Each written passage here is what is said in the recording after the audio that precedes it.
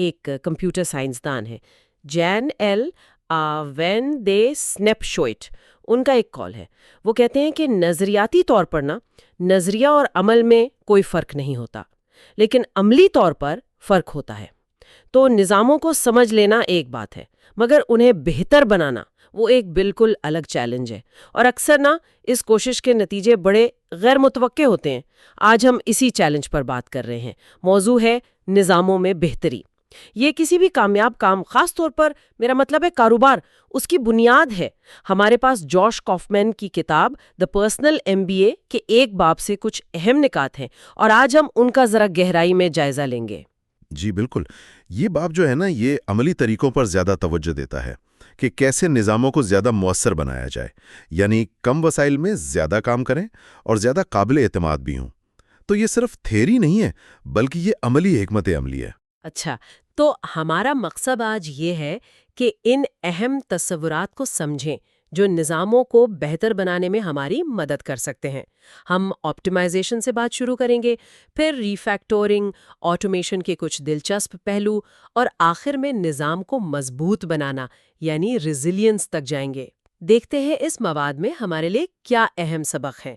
تو پہلا قدم ہے آپٹیمائزیشن یعنی اصلاح۔ اس کا سیدھا سادہ مطلب ہے یا تو نظام کی جو پیداوار ہے، آؤٹ پٹ، اسے بڑھایا جائے، یا پھر جو وسائل لگ رہے ہیں، ان پٹ، انہیں کم کیا جائے۔ اکثر کمپنیاں اسے KPIs یعنی کی پرفارمنس انڈیکیٹرز کے ذریعے ماپتی ہیں، لیکن وہ جو ایک مشہور کال ہے وقت سے پہلے اصلاح تمام برائیوں کی جڑ ہے، اس کا کیا مطلب ہوا؟ دیکھیے، اس کا مطلب یہ ہے کہ اصلاح تب کرنی چاہیے جب نظام تھوڑا مستحکم ہو اور آپ کو ٹھیک پتا ہو کہ کیا چیز بہتر کرنی ہے۔ آپٹیمائزیشن کی آپ کہہ لیں دو سمتیں ہو سکتی ہیں۔ ایک ہے میگزیمائزیشن، جیسے منافع بڑھانا ہو گیا، یا پھر منیمائزیشن، جیسے اخراجات کم کرنا۔ اہم نکتہ یہ ہے کہ ایک وقت میں صرف ایک چیز پر فوکس کریں۔ اگر آپ ایک ہی وقت میں منافع بھی بڑھانا چاہیں اور خرچے بھی کم کرنا، تو وہ آپ دراصل سمجھوتے کر رہے ہیں، ٹریڈ آفس، وہ حقیقی اصلاح نہیں۔ مقصد یہ سمجھنا ہے کہ آپ کی تبدیلی کا اصل سبب کیا ہے، کازیشن، نہ کہ صرف ایک اتفاقی تعلق، کوریلیشن۔ ٹھیک، یعنی فوکس بہت اہم ہے۔ اچھا، اگلا تصور ہے ریفیکٹرنگ۔ یہ لفظ سننے میں تھوڑا ٹیکنیکل سا لگتا ہے۔ مصنف نے ایک جگہ کہا ہے کہ خوبصورتی قدرتی نہیں ہوتی، اسے بڑی قیمت پر حاصل کیا جاتا ہے۔ اس کا نظاموں سے کیا تعلق بنتا ہے؟ جی، یہ تصور آیا تو ہے کمپیوٹر پروگرامنگ سے۔ وہاں کوڈ کو بہتر کیا جاتا ہے تاکہ وہ آپ سمجھیں وہی کام زیادہ تیزی سے کرے یا کم وسائل استعمال کرے، لیکن اس کا آخری نتیجہ نہ بدلے۔ عملی زندگی میں یہ کسی بھی نظام پر لاگو ہو سکتا ہے۔ اس میں آپ کیا کرتے ہیں؟ نظام کے حصے الگ کرتے ہیں، ڈیکنسٹرکٹ کرتے ہیں، کام کرنے کے طریقے یعنی پیٹرنز پہچانتے ہیں، اور رکاوٹیں، کنسٹرینٹس تلاش کرتے ہیں۔ جیسے ایک مثال ہے فیکٹری کی۔ اگر کوئی پرزہ بار بار بہت دور سے لانا پڑ رہا ہے تو اسے اٹھا کر قریب لے آنا، یہ ری فیکٹرنگ ہے۔ نتیجہ وہی رہا، عمل بہتر ہو گیا۔ اچھا، یعنی کارکردگی بڑھ گئی بغیر آؤٹ پٹ کو چھیڑیں۔ یہ تو دلچسپ ہے۔ اب آتے ہیں کرٹیکل فیو یا 80-20 اصول پر۔ یہ تو کافی مشہور خیال ہے کہ 80% نتائج 20% کوششوں سے آتے ہیں۔ جی ہاں، اور یہ حیران کن حد تک کئی جگہوں پر نظر آتا ہے۔ آپ دیکھیں، 20% گاہک 80% آمدنی لا سکتے ہیں۔ ہم خود بھی 80% وقت اپنے 20% کپڑے ہی پہنتے ہیں، اور کبھی کبھی تو یہ تناسب اور بھی زیادہ ہوتا ہے۔ جیسے وہ مثال ہے کہ دنیا کی شاید 3% آبادی کے پاس 97% دولت ہے۔ ٹیموتھی فیرس کی مثال یہاں بہت اچھی ہے۔ اس نے اپنے 120 گاہکوں میں سے صرف 5 سب سے اہم پر توجہ دی۔ نتیجہ، آمدنی دگنی ہو گئی اور کام کے گھنٹے 80 سے کم ہو کر 15 رہ گئے۔ لیکن اس نے کچھ گاہکوں کو، میرا مطلب ہے، نکال بھی دیا تھا، ہے نا؟ یہ تو کافی سخت قدم لگتا ہے سننے میں۔ بالکل، اس نے ان گاہکوں کو چھوڑ دیا جو سب سے زیادہ وقت اور توانائی ضائع کر رہے تھے۔ یہ بظاہر ایک مشکل فیصلہ تھا، یقیناً، لیکن اس سے اسے موقع ملا کہ وہ سب سے اہم کاموں پر ٹھیک سے توجہ دے سکے۔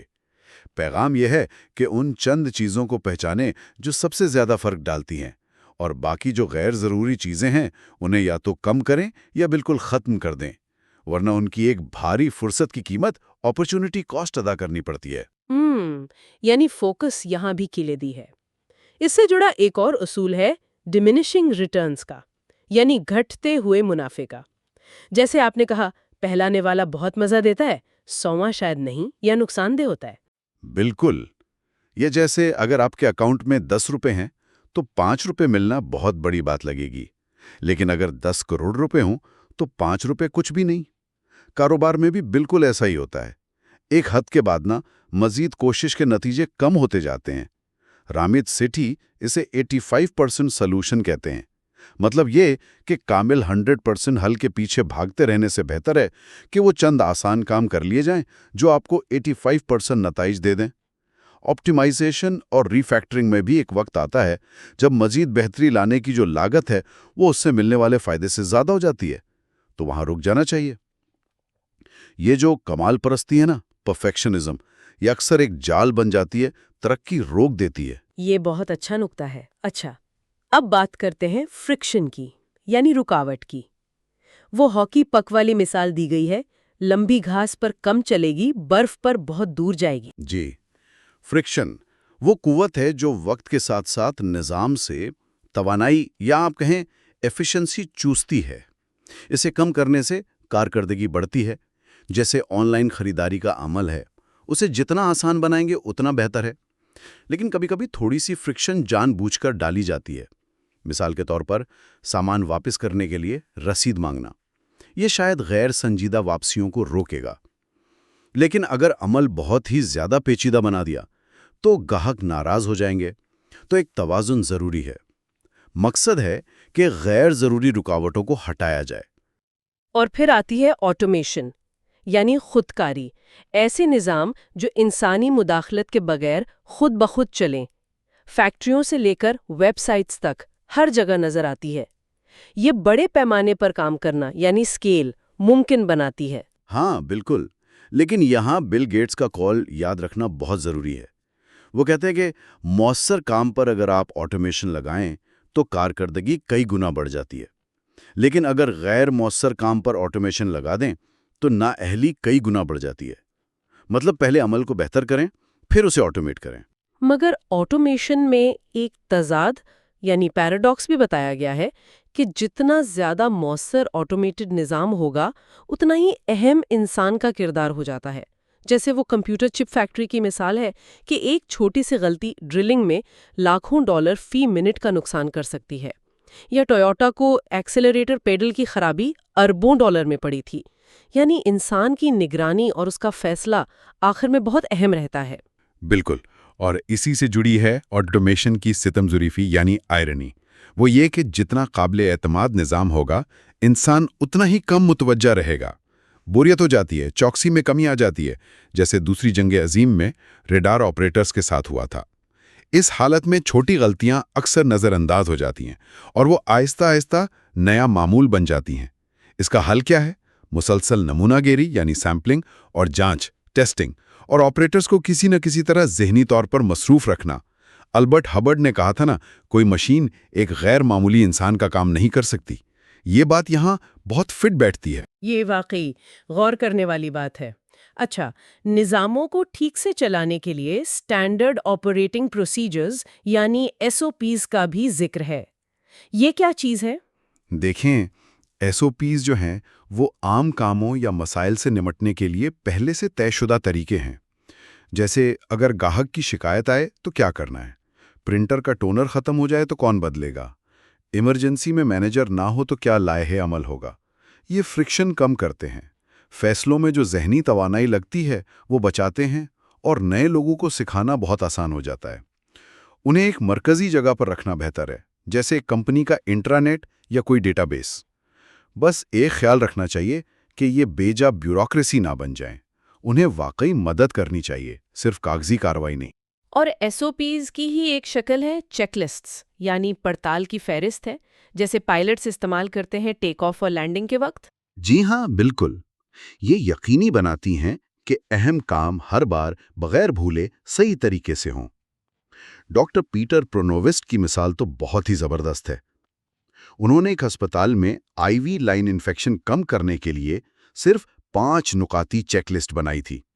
بہت سادہ سی چیزیں تھیں، ہاتھ دھونا، جلد صاف کرنا وغیرہ۔ نتیجہ 10 دن میں انفیکشن کی شرح 11% سے گر کر 0 ہو گئی اور ہسپتال کو لاکھوں ڈالر کی بچت ہوئی۔ چیک لسٹ کام کو معیاری بناتی ہیں، ذمہ داری سونپنا یعنی ڈیلیگیشن آسان کرتی ہیں، اور یہ آٹومیشن کی بنیاد بھی بن سکتی ہیں۔ تو معیار قائم رکھنے کے لیے SOPs اور چیک لسٹ اہم ہے، لیکن کبھی کبھی بہترین کام کچھ نہ کرنا ہوتا ہے۔ اسے سیسیشن یعنی ترک کرنا کہا گیا ہے۔ یہ کچھ پیٹر ڈرکر کے کال جیسا ہے کہ سب سے بیکار کام وہ ہے جسے بہت مؤثر طریقے سے کیا جائے مگر اسے سرے سے کیا ہی نہیں جانا چاہیے تھا۔ بالکل صحیح۔ کبھی کبھی جو نقصان دہ سرگرمیاں ہیں انہیں جان بوجھ کر روکنا پڑتا ہے۔ مسانوبو فوکوکا کی مثال دی گئی ہے قدرتی کاشتکاری کی۔ انہوں نے کم سے کم مداخلت کر کے، کم کام کر کے زیادہ پیداوار حاصل کی۔ ان کا فلسفہ تھا کہ انسان پہلے گڑبڑ کرتا ہے، پھر اسے ٹھیک کرنے کی کوشش میں مزید گڑبڑ کر دیتا ہے۔ سیسیشن کے لیے ہمت چاہیے، چاہے وہ مشکل کاکوں کو فارغ کرنا ہو، یا کوئی ناکام پروڈکٹ بند کرنا ہو، یا غیر ضروری میٹنگز ختم کرنی ہو۔ کبھی کچھ نہ کرنا ہی صحیح، اگرچہ غیر مقبول، حل ہوتا ہے۔ یعنی کبھی نہ کرنا بھی ایک ایکشن ہے۔ اچھا، اب آتے ہیں ریزیلینس پر، یعنی لچک یا مضبوطی۔ وہ کچھوے اور شیر والی مثال دی گئی ہے کہ کچھوا لمبا جیتا ہے اپنی دفاعی حکمت عملی کی وجہ سے، شیر طاقتور ہے پر حالات بدلیں تو مشکل میں آ سکتا ہے۔ جی، ریسیلینس کا مطلب ہے غیر متوقع حالات، جھٹکوں، ان کو برداشت کرنے اور ان سے سنبھلنے کی صلاحیت۔ یہ ضروری نہیں ہے کہ ہمیشہ سب سے زیادہ پیداوار دے تھروپٹ کے لحاظ سے بہترین ہو۔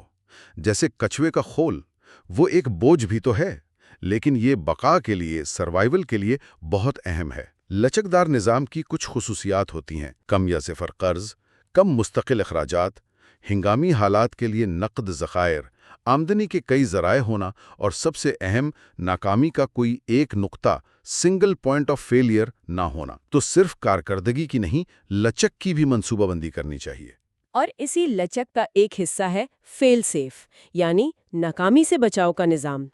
جیسے آپ نے کہا، بیک اپ جنریٹر ہو گیا یا گاڑی میں ایمرجنسی کٹ رکھنا۔ ہاں، یہ بیک اپ پلانز ہیں جو تب کام آتے ہیں جب آپ کا بنیادی نظام فیل ہو جائے۔ جیسے تھیٹر میں اداکاروں کے متبادل ہوتے ہیں، انڈرسٹڈیز، یا کمپیوٹر ڈیٹا کا بیک اپ، خاص طور پر آف سائٹ یعنی کسی دوسری جگہ پر رکھنا، یا ہوائی جہاز میں وہ آکسیجن ماسک۔ یہ بظاہر غیر مؤثر لگتے ہیں۔ کیوں؟ کیونکہ امید یہی ہوتی ہے کہ کبھی استعمال نہ کرنے پڑیں، بالکل انشورنس کی طرح، لیکن انہیں ضرورت پڑنے سے پہلے تیار رکھنا ہوتا ہے۔ اور ایک اہم بات یہ ہے کہ بیک اپ نظام بنیادی نظام پر انحصار نہ کرتا ہو، ورنہ وہ بھی ساتھ ہی ناکام ہو سکتا ہے۔ اچھا، اب نظام کی مضبوطی کو جانچنے کا ایک طریقہ ہے سٹریس ٹیسٹنگ، یعنی دباؤ کی جانچ۔ یہ کیسے کی جاتی ہے؟ اس میں آپ جان بوجھ کر نظام پر شدید دباؤ ڈالتے ہیں۔ مقصد یہ ہوتا ہے کہ اس کی حدود معلوم کی جائیں۔ آپ ایک طرح سے شیطان موڈ میں سوچتے ہیں، میں اسے کیسے توڑ سکتا ہوں؟ جیسے کسی ویب سائٹ پر بہت زیادہ ٹریفک بھیج کر دیکھنا کہ وہ سنبھال پاتی ہے یا نہیں، یا فیکٹری میں ایک بہت بڑے آرڈر کا پریشر ڈال کر دیکھنا۔ مقصد یہ ہے کہ حقیقی صارفین متاثر ہونے سے پہلے ہی کمزوریاں پکڑ لی جائیں اور انہیں ٹھیک کر لیا جائے۔ اور اگر مستقبل کا اندازہ ہی نہ ہو تو اس کے لیے سینیریو پلاننگ یعنی منظر نامے کی منصوبہ بندی کا ذکر ہے۔ یہ کیا ہے؟ دیکھیے، چونکہ ہم مستقبل تو جان نہیں سکتے، تو سینیریو پلاننگ میں ہم کیا کرتے ہیں؟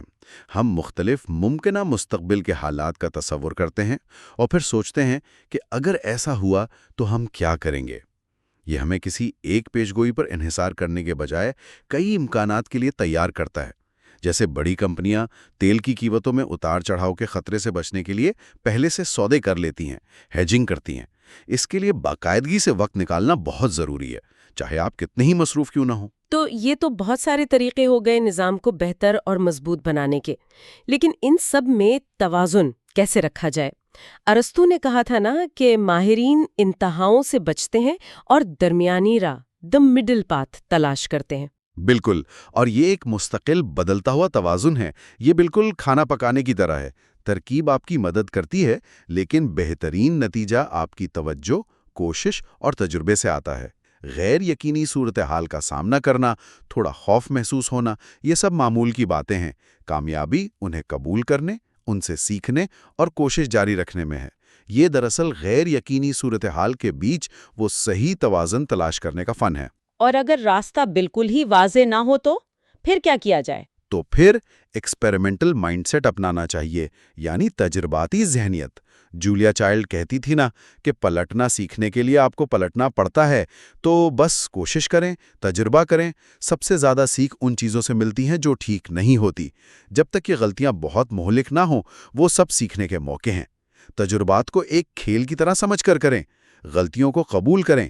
یہ نہ صرف بہتر نظام بنانے کے لیے اہم ہے، بلکہ ایک بھرپور زندگی گزارنے کی بھی کلید ہو سکتی ہے۔